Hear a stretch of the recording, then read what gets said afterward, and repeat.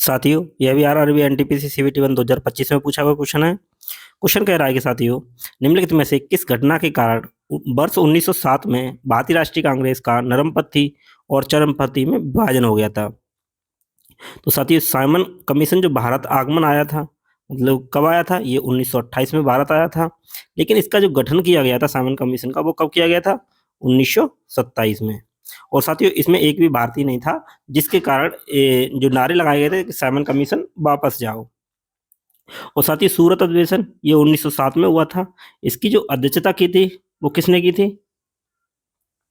वो की थी रास बिहारी घोष ने की थी। और इसमें ही नरमपंथी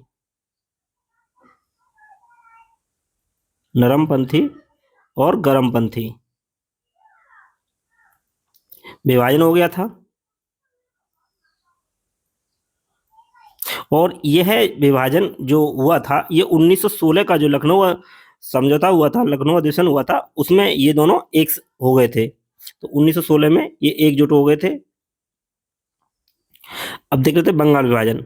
साथियों, बंगाल विभाजन जो हुआ था वो किसके समय हुआ था? वो लॉर्ड कर्जन के समय हुआ था। कब हुआ था ये? 1905 में। 19 जुलाई 1905 में घोषणा की गई थी कि बंगाल विभाजन होगा। विभाजन की घोषणा की गई थी। और 16 अक्टूबर 1905 को विभाजन, यानी ये विभाजन की जो घोषणा की गई थी वो प्रभावी हो गया था। विभाजन प्रभावी। और जो ये विभाजन हुआ था, बंगाल विभाजन, तो ये रद्द कब हुआ था? ये रद्द हुआ था 1911 में। तो उस समय जो वायसराय था वो कौन था? वो था लॉर्ड हार्डिंग। लॉर्ड हार्डिंग के समय जो है विभाजन रद्द हो गया था। और साथ ही देख लेते हैं मुस्लिम लीग। जो मुस्लिम लीग का जो गठन हुआ था वो कब हुआ था? तो ये हुआ था 1906 में। किसके समय हुआ था?